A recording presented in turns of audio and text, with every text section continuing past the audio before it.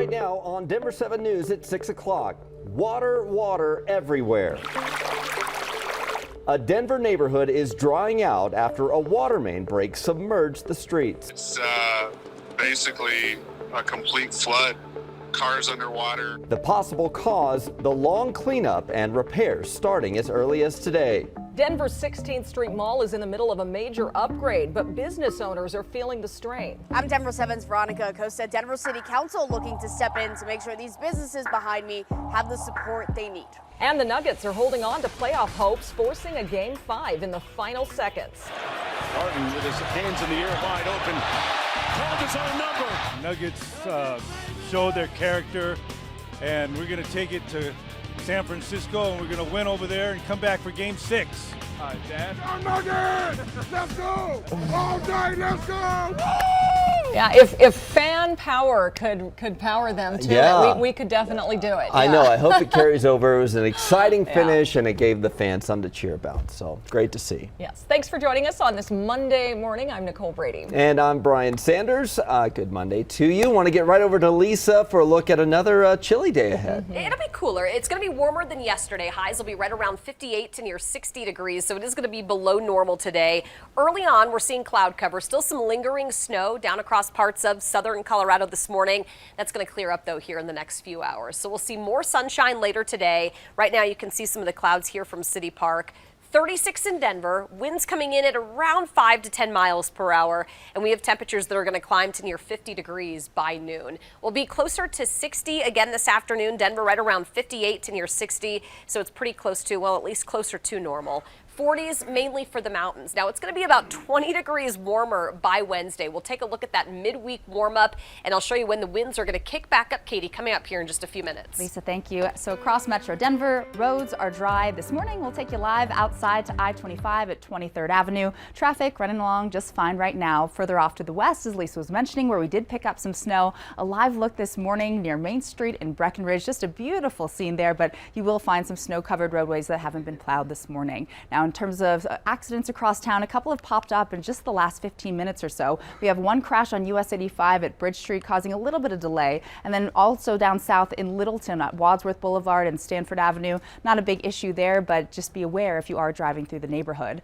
And out to the Lowry Boulevard and Yosemite Street, this isn't really causing a lot of issues and not causing any lanes to be closed. But what is closed, we still have a major water main break at Perry Street north and southbound between 45th and 46th. We'll have Christian Lopez here in just a moment to tell us more. Yeah, that neighborhood, Katie, is drying out, but it is going to be a long road ahead for homeowners after that water main break on Sunday caused major flooding. You can see what happened in that street. Cars, in some cases, were submerged and water ended up flowing into people's homes. Denver 7's Christian Lopez is live from the Berkeley neighborhood in Denver, where repairs are underway right now behind you, Christian, but this process could take weeks. Yeah, crews are hard at work this morning, and what they're doing right now is they are still draining that water main, and they're also dumping some rock material into that hole that you see right there so they can prevent erosion and make it easier for them to actually make those repairs. And we have learned some new information about the pipe that caused the flooding in these streets. In some area, the water was waist deep. And Denver Water tells the Denver Post that it was 2 feet across and the pipe was installed in the 1920s, so age could possibly be a factor in the break. And crews are waiting for it to be fully drained before they actually go in there to start making those repairs. And this video right here shows those moments when the water first started rushing down the street here in the Berkeley neighborhood. That was around 7 o'clock Sunday morning, and utility crews could not stop that flow for about 4 hours, so it stopped around 11 a.m. and by that time there was already damage done to several cars and houses. And this cell phone video here shows just how fast that water went into the basement of a house, and the homeowner we talked to said he rushed in there to try to save his belongings. I opened the garage door and it's just water rushed in. I knew something was wrong, and we just tried moving stuff up from the basement, try to save what we could. And Denver Water went door to door to help people get the water pumped out of their houses. And the utility wants flood victims to work with their insurance and then file a claim with Denver Water directly. sometimes it ends up being a much bigger situation like we're seeing here today, but we're fully prepared to take care of it, get it fixed as quickly as possible, and work with this community and help them out with the inconvenience that they're dealing with here today. So the cleanup here is just getting started, and Denver Water will continue working with homeowners for several weeks to get all of this taken care of. Live in Denver this morning, I'm Christian Lopez, Denver 7. Yeah, what a mess we can see right there behind you. Thank you, Christian. Well, wish we could bottle up some of that water and spread it on our land, because Colorado firefighters are finally getting the upper hand on some wildfires after a dry and windy weekend, and they're staying ready. You might notice some helicopters flying over the Denver metro this week. The Colorado Division of Fire Prevention and Control is hosting training exercises with the Colorado Army National Guard this week. So crews will be taking off from Vance Brand Municipal Airport and Buckley Space Force Base. Officials say the main goal of the exercise is to make sure crews have a realistic and comprehensive response when disaster strikes. But wildfires are burning all across the country this morning, especially in the West. New Mexico's governor is signing emergency declarations as 20 wildfires continue to burn across nearly half of the state's 33 counties. In one of the northern parts of the state, it's merged with a newer fire from over the weekend, and it led to widespread evacuations. That fire has burned more than 53,000 acres, and it's only 12% contained right now. Meanwhile, in Arizona, 2 large fires are burning south of Prescott and northeast of Flagstaff. Authorities lifted some evacuations on Sunday after they determined the Flagstaff area was no longer in a threatening position. That fire, though, burned down 30 homes and 24 other structures since it began a week ago. The EPA is proposing a plan to get Colorado's neighboring states to cut down on their greenhouse gas emissions. If this good neighbor rule is approved, Utah, Wyoming, and Nevada would be required to reduce greenhouse gas emissions from power plants and industrial manufacturing sites, and California would have to cut emissions from certain industries.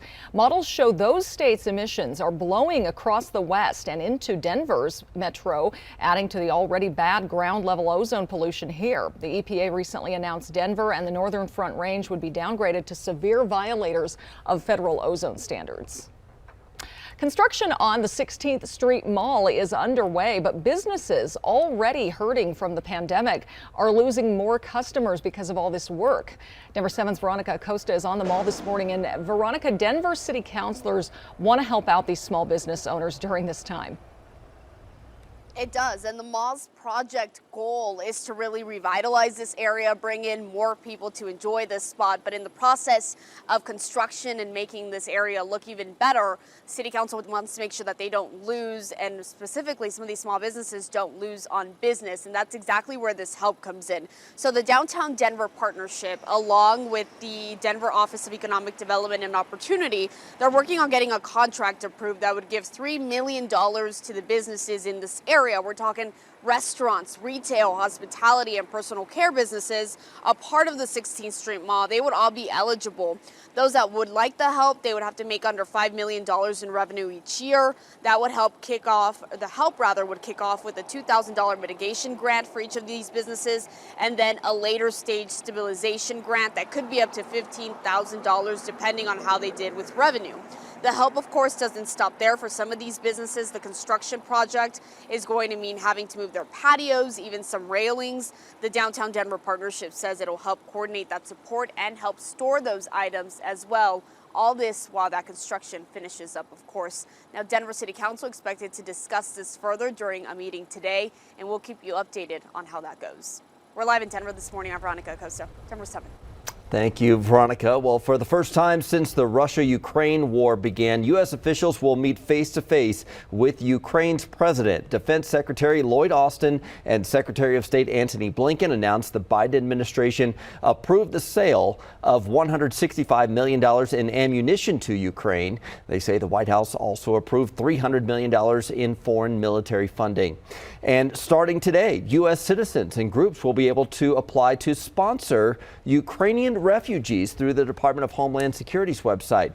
Ukrainians with permission to travel to the U.S. under the Uniting for Ukraine program will undergo a streamlined approval process and allow them to live and work here for up to 2 years.